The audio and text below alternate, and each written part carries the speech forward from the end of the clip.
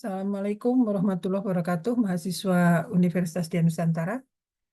Hari ini kita ketemu dengan mata kuliah Manajemen Operation untuk pertemuan yang ke-15. Sudah sampai ke pertemuan 15 ya.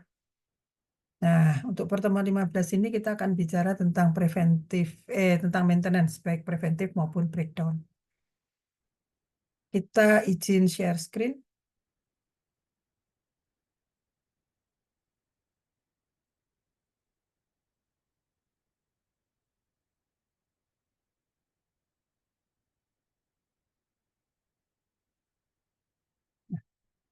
Oke. Share screen kita. Saya akan tunjukkan gini. Jadi manajemen pemeliharaan atau manajemen pemeliharaan atau yang kita sebut sebagai manajemen eh, maintenance, fasilitas produksi. Nah, ini tadi fasilitas, baik fasilitas produksi maupun fasilitas lainnya. Maintenance itu tidak hanya berja, ber, apa namanya, menyangkut masalah misalnya eh, pemeliharaan mesin, tapi juga pemeliharaan untuk gedung dan sebagainya. Nah, kita lihat sekarang manajemen pemeliharaan itu apa? Sebuah proses dalam organisasi yang terkait dengan perencanaan alat produksi. Ya. Karena apa? Karena di situ kita akan menunjang kinerja alat produksi. Apa? Perencanaan dan penjadwalan alat produksi, pemeliharaan dan pencegahan, pengamatan kondisi, pelaksanaan perbaikan, dokumentasi analisa sebab akibat, dan pengelolaan suku cadang.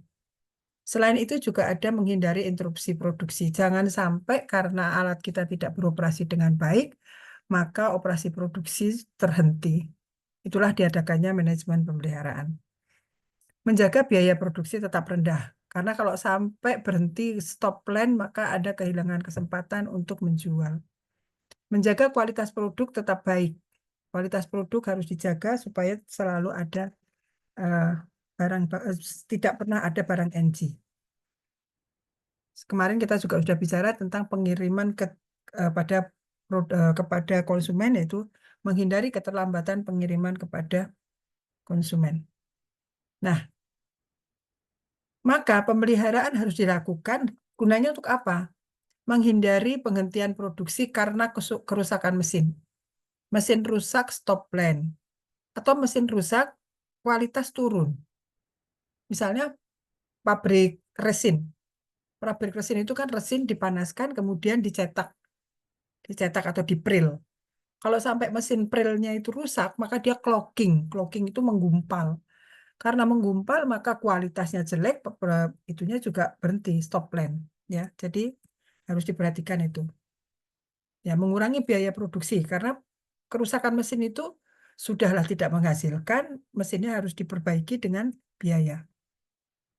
Itu tadi menjaga kondisi produk dalam kualitas prima, jangan sampai ada eh, kerusakan produk. Kemudian menghindari kondisi bahaya. Kalau mesinnya rusak, maka bisa saja terjadi kecelakaan. Tidak bisa buka, tiba-tiba dibuka, kena tangan, atau kena kaki, atau bahkan mungkin bisa kena kepala. Ya kalau misalnya itu barangnya barang tumpul, kalau pisau.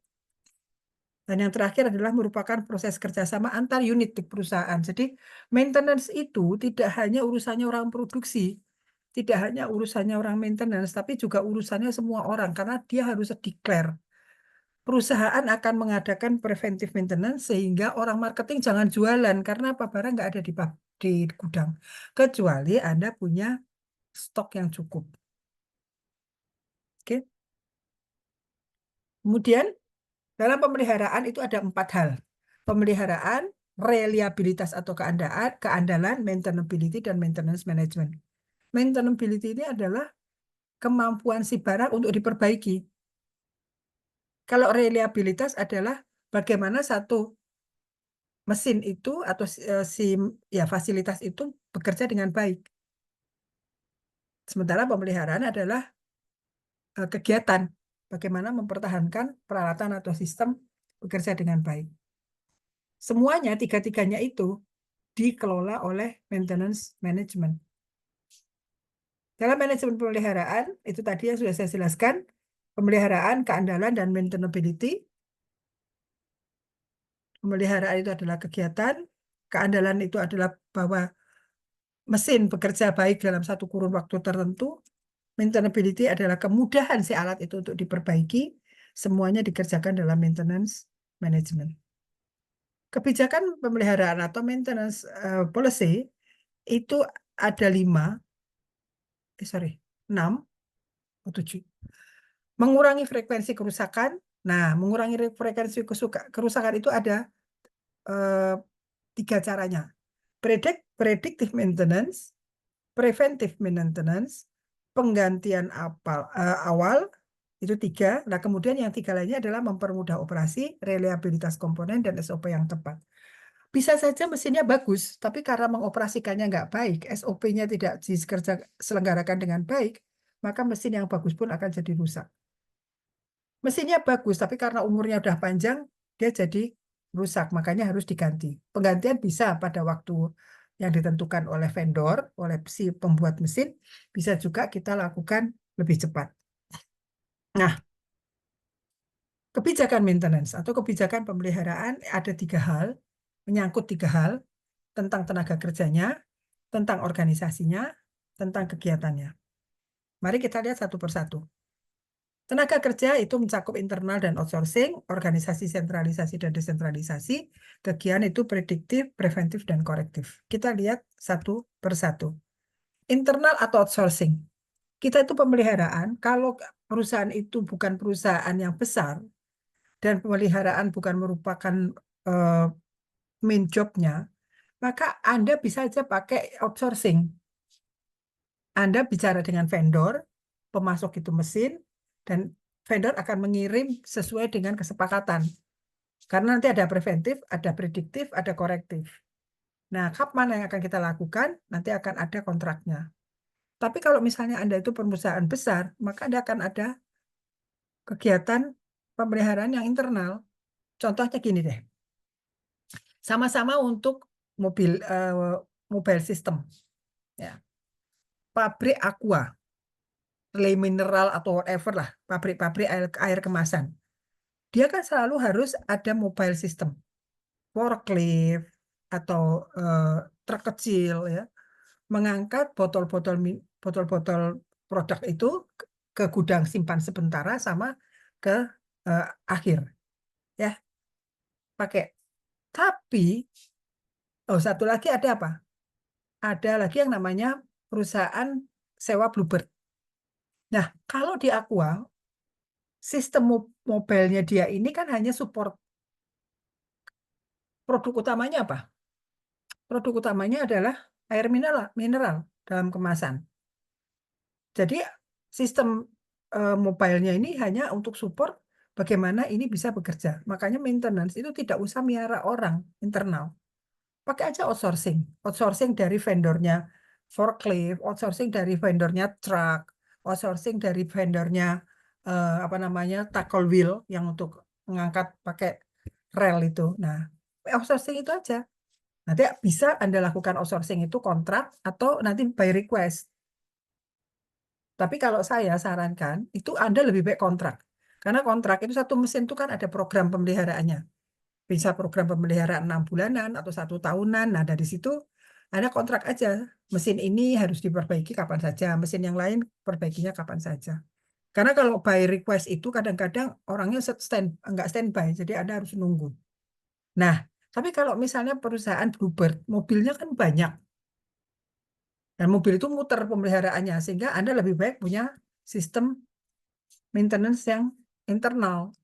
Jangan outsource. Mahal. Jadi Anda bayar mekanik ada di setiap bengkel. Ya. Nah, itu nanti kaitannya juga dengan apa namanya sentralisasi atau desentralisasi. Jadi untuk Bluebird maintenance-nya internal. Ya. Kenapa? Secara teknis bukan kompetensi internal, bukan pekerjaan rutin, dibutuhkan dalam kecepatan, kemudian diperlukan koordinasi dengan berbagai keahlian. Nah, sekarang ada lagi pemeliharaan untuk sentralisasi dan desentralisasi. Bluebird itu garasinya banyak. Apakah Anda mau pakai sentralisasi, taruh di kantor pusatnya yang di Mampang, atau Anda akan desentralisasi? Halim punya sendiri, Bekasi punya sendiri, mana namanya Galaxy punya sendiri, Narogong punya sendiri, atau semuanya di Mampang. Nah, kalau Anda itu butuh respon yang cepat, maka sebaiknya Anda punya di setiap garasi. Cuma mungkin untuk yang hal-hal yang besar, yang harus bongkar mesin dan sebagainya, Anda silahkan bawa ke kantor pusat di Narogong, bengkelnya di Narogong. Tapi mobil-mobilnya dibawa ke sana. Anda tidak perlu setiap setiap pool punya apa namanya punya peralatan untuk bongkar mesin, punya teknisi untuk bongkar mesin, nggak usah ya. Jadi sentralisasi dan desentralisasi itu tergantung dari jumlah barangnya dan bagaimana frekuensi pengerjaannya. Kalau frekuensinya jarang-jarang, nggak usah di setiap lokasi itu ada. Anda bisa poolkan di satu tempat, nanti yang butuh pekerjaan itu dikirim ke tempat tersebut. Ya, biasanya lokasinya tersebar, dilakukan secara rutin. Nah, kemudian kebijakan pemeliharaan yang lain adalah kebijakan prediktif, preventif, atau korektif. Prediktif itu biasanya dilakukan rutin, diperkirakan. Biasanya ini yang seperti pesawat terbang. Yang kalau tidak dilakukan itu bahaya. Pesawat terbang itu gini, kalau mesinnya bunyinya sudah seperti ini, dia harus ground. Harus masuk ke hanggar. Kalau hasil catatan penerbangan itu sudah grafiknya sudah seperti ini, maka dia harus ground, masuk ke hanggar. Itu namanya prediktif. Tidak usah sampai nunggu dia rusak dulu. Bisa dibayangkan kan kalau yang namanya pesawat terbang harus korektif. Preventif, preventif itu eh, tidak usah menunggu sinyal. Jadi misalnya ini, pelumasan. Pelumasan itu kapan? Tiap bulan atau tiap minggu. Tiap minggunya di hari apa aja. Nah, itu frequently preventive maintenance. Nggak usah nunggu mesinnya bunyinya begini, nggak usah nunggu grafiknya bentuknya seperti ini, nggak usah. Pokoknya setiap bulan, setiap tanggal 15 setiap bulan dia akan ada eh, apa namanya preventive maintenance, oiling misalnya kan, kemudian pembersihan dan sebagainya. Tapi ada juga yang namanya korektif. Korektif ini sebetulnya apa? Bisa saja semua orang melakukan. Tapi kalau saya sering mengatakannya ini adalah ilmu supir angkot. Supir angkot itu kalau masih punya mobil yang baru, proofread, ya, proofread itu mana pernah dimasukin ke bengkel? Ke bengkel itu kan kalau yang preventif, mobil baru, itu kan ada dua pilihan. Kilometernya dulu atau eh, kilometernya dulu atau apa sih satunya? Kilometernya atau waktu. Bisa 30 hari kemudian masuk bengkel. Kalau kilometernya belum nyampe. Tapi kalau misalnya 300 kilometer masuk bengkel.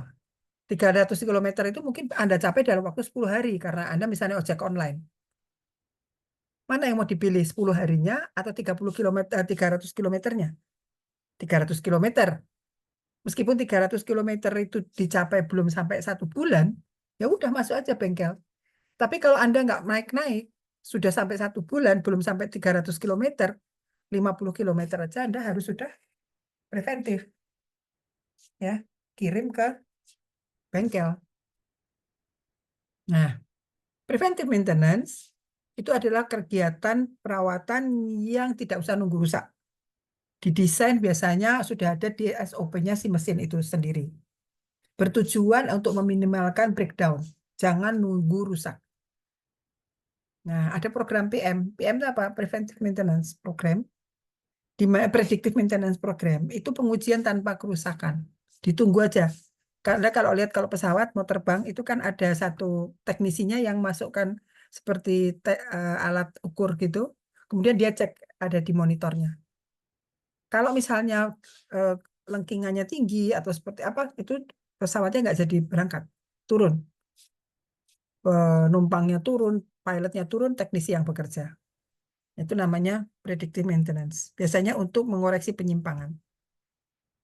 Nah, apa perlunya program predictive maintenance supaya tidak downtime, supaya tidak usah harus rusak di tengah jalan, supaya tidak ada kegiatan yang mendadak.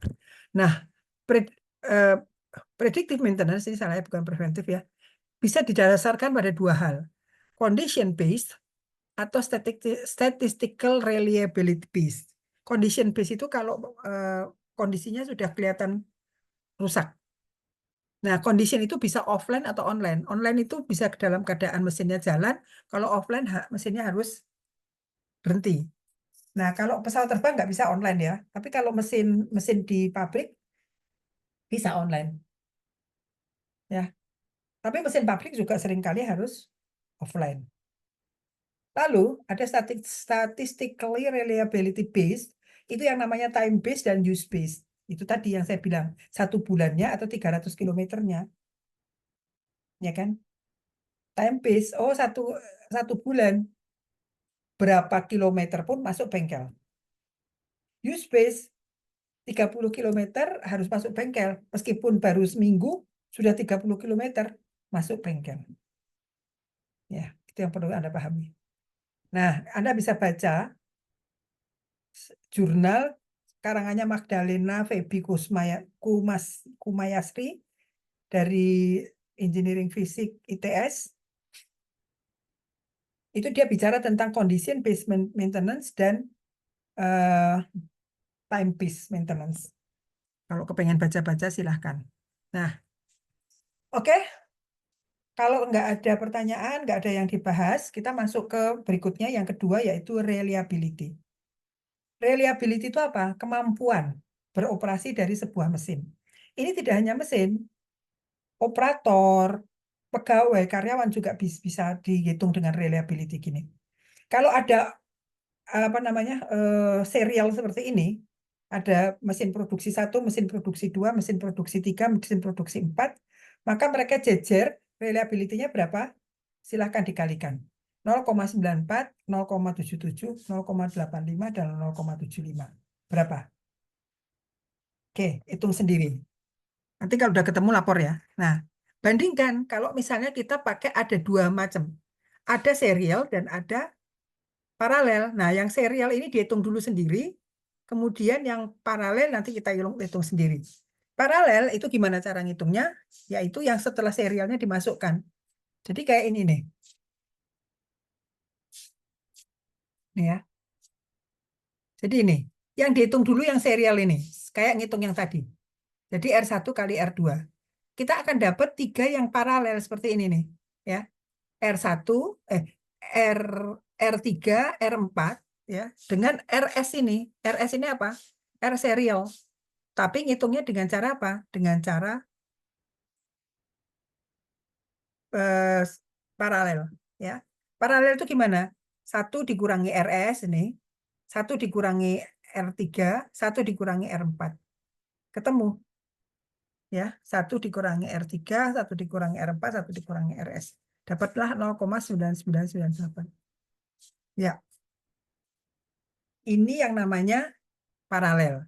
Kalau yang tadi yang serial. Nah, sekarang ini yang pakai backup system. Berapa sebetulnya reliabilitas satu rangkaian ada backupnya? Kita hitung dulu yang ada backupnya dulu nih. Backup itu ngitungnya gimana? Ya, backup itu 0,85 sih backup. Kemudian 0,94 itu yang di backup dikalikan dengan dia. 1 dikurangi dia. Dapatlah 0,9064. Nah, terus yang 2 ini biasa. Jadi 1 ini udah jadi 1. Kita gabung dengan yang ini jadi serial 3. Paham? Harus paham. Kalau nggak paham diulang-ulang. Ya, oke. Enaknya rekaman kan gitu. Kalau saya ngoceh, kalian nggak bisa ulang, Bu. Nggak bisa. Nah, ini kita coba lagi. Ya, dilihat. Nah, sekarang ada yang namanya pilihan antara biaya eh, pemeliharaan atau breakdown atau kita ganti. Nah, Anda akan ketemu ini. Ya, Anda akan ketemu ini. Nih, ini yang namanya total cost. Ini yang namanya breakdown maintenance. Yang ini namanya preventive maintenance. Ya, preventif sama breakdown di sini.